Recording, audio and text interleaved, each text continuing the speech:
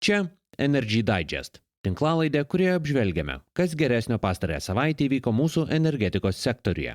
Baigėsi 38-oji 2020 metų savaitė. Iš geresnių savaitės naujienų. Ignitis grupė išsirinko partnerį jūrinių vėjo parkų vystymui. Sudarytas didžiausias šiųmetis saulės parkų įsigymo sandoris centrinėje Europoje ir lipdomas finansavimas išmaniosios apskaitos diegimui. Iš tokių vidutinių naujienų komplikavosi Baltijos šalių dėrybos dėl baltarusiškos elektros importo, o baltarusiškos branduolinės saugos klausimų Lietuva rado tik 5 sąjungininkės. Be visų šių dalykų Litgrid paskelbė rezervo aukcioną, o energetikos ministerija žada nuo žemų kainų saugoti Lietuvos biokurininkus. Štai papunkčiui. Niekas negalės pirkti mūsų politinės valios. Jungti su europiniais elektros tinklais. Yra turėti kiek įmanoma žemesnę kainą. Их энергетическое кольцо. Это создает для нас проблемы. Ignitis grupė jūrinio vėjo elektrinės plėtos su strateginė partnerė Ocean Winds. Pastaroji yra jungtinė Portugalų EDP Renewables ir prancūzų NG bendrovė. Partnerystės susitarimą pasirašiusios įmonės sieks dalyvauti jūrinio vėjo parko vystymo aukcione Lietuvoje. Be to, Ignitis grupė prisidės prie vėjo jėgainių jūroje plėtros Didžiojoje Britanijoje. Jai priklausys 5% statomo Moray West vėjo jėgainių parko akcijų. Lietuviškame jūrinio vėjo parko projekte Ignitis grupiai turėtų priklausyti 51%, kuomet strateginiam partneriui 49% akcijų. Bendrovės skaičiavimų investicijos į tokio dydžio projektą gali siekti iki $1,5 milijardo eurų.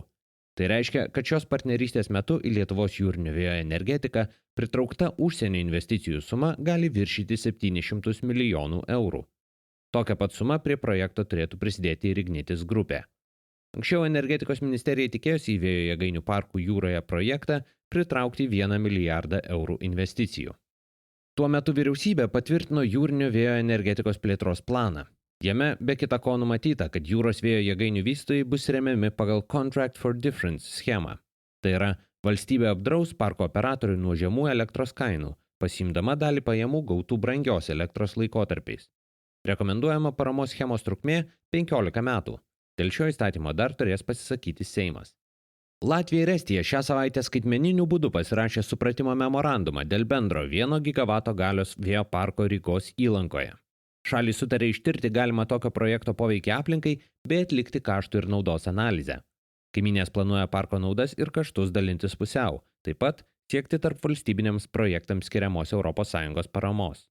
Lietuvoje ES lėšos bus prieinamos tik įrengiant reikalingą elektros tinklų infrastruktūrą.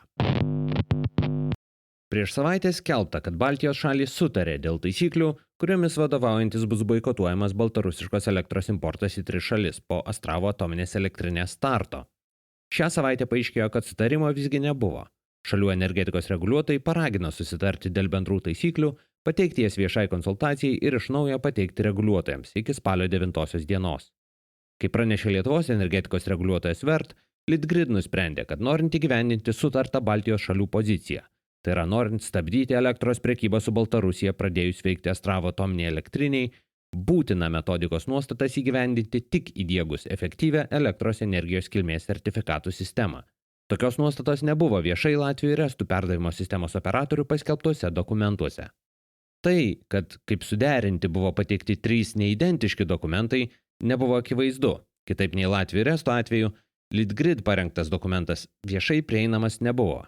Tad reguliuotojai paragino suderintą projektą prieš jį pakartotinai teikiant reguliavimo institucijoms iki šios savaitės pabaigos paskelbti viešai. Iki šiol tiesa tai nėra padaryta.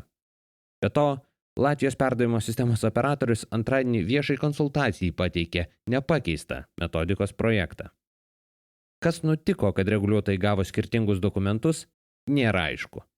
Kodėl Litgrid dokumentas nebuvo viešas, taip pat nežinia.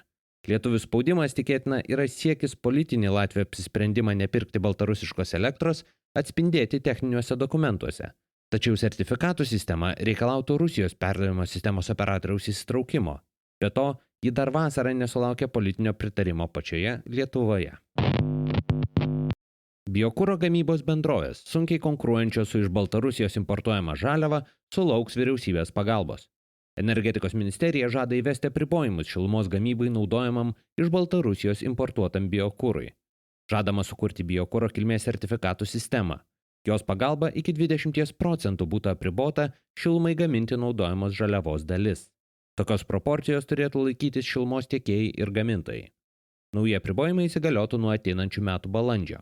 Pastaruoju metu Baltarusijoje masiškai kertami miškai, nes dėl šiltų žiemų medžius puola kenkėjai. Tokia mediena tinkama tik deginimui, granulių ir plokščių gamybai.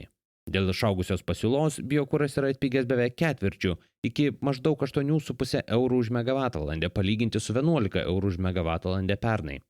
Žemos kuro kainos yra palankios šilumos gamintojams ir vartotojams, tačiau Lietuvos biomasės energetikos asociacija Litbioma įspėja, kad dėl to apie 20 biokuro gamybos bendrovių žada stabdyti veiklą. Iš viso šalyje yra apie 150 tokių įmonių. Tarptautinės bendruomenės dėmesį į Astravo atominės elektrinės saugumo spragas atkreipti siekianti Lietuva rado 5 sąjungininkės. Mūsų atstovai draugė su Lenkija, Latvija, Estija, Graikija ir Italija, Tatena generaliniam direktoriui ir branduolinės saugos konvencijos šalims išplatino bendrą pareiškimą dėl Astravo atominės elektrinės. Jame Baltarusija raginama nedelsiant spręsti branduolinės saugos, aplinkosaugos klausimus ir šalinti kliuvinius keičiantis informaciją su kitomis šalimis. 2019 metais Baltarusija minėtai konvencijai, kuriai pati ir priklauso, kaip įprasta pateikė nacionalinę ataskaitą. Reaguodamos ją, narės Minskui pateikė 239 klausimus susijusius su šalies branduolinė jėgainė. Ignitis Renewables – atsinaujinančią energetiką vystanti Ignitis grupės bendrovė iš Sun Investment Group perka 170 MW galios saulės energijos parkų Lenkijoje. Apie pasirašytą sutartį bendrovės paskelbė šią savaitę. Saulės parkus Sun Investment Group išvystys 2021-2023 metais. Teigiama, kad jiems bus 15 metų taikomas fiksuotos elektros energijos kainos tarifas. Jį bendrovė tikisi laimėti Lenkijos atsinaujinančios energetikos plėtrai skirtų aukcionų metu. Sandorio suma neatskleidžiama, tačiau bendrovės tai vadina didžiausių šiemet saulės parkų sandorių centrinėje Europoje. Lietuvos elektros perdavimo sistemos operatorė Litgrid paskelbė tretinio aktyvios galios rezervo aukcioną ateinantiems metams. Lietuvos elektros sistemai kitąmet reikės 527 MW tretinio galios rezervo. Tai yra 11% daugiau nei šiemet. Šiemet tokio rezervo poreikis siekia 475 MW. Pasiūlymų Litgrid lauks nuo rugsėjo 24 iki 29 dienos, o rezultatus žadama skelbti paskutinę mėnesio dieną. Šaliai 2021 metais taip pat reikės 390 MW antrinio avarinio aktyviosios galios rezervo, palyginti su 400 MW rezervuotais šiemet. Šią paslaugą energijos sistemos valdytojai teikia Ignitis gamybos valdoma Kruonio hidroakumuliacinė elektrinė. Ir galiausiai, Ignitis grupė iš Europos investicijų banko skolinasi 110 milijonų eurų išmaniosios elektros energijos apskaitos projektui. Sprendimui sudaryti paskolos sutartį šią savaitę pritarė įmonių grupės valdyba.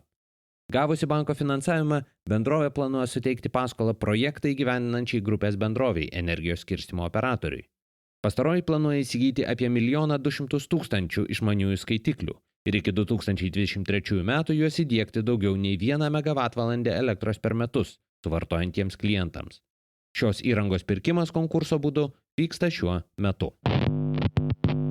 Šiam kartui tiek. Jei tinklalaidė jums pasirodė įdomi, prenumeruokite. Energy Digest rasite bet kurioje podcastų programėlėje.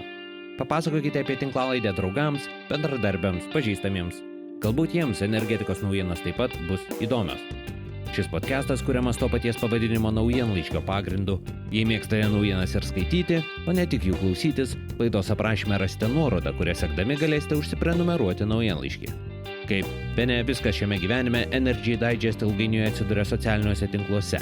Prašyme rasite visas navigacijai reikalingas nuorodas. Taip pat ir į Patreon platformą, kurioje galite tapti tinklalaidės rėmėjais. Ačiū, kad klausėtės. Su jumis buvau aš, Naglis Navakas. Iki kitų kartų.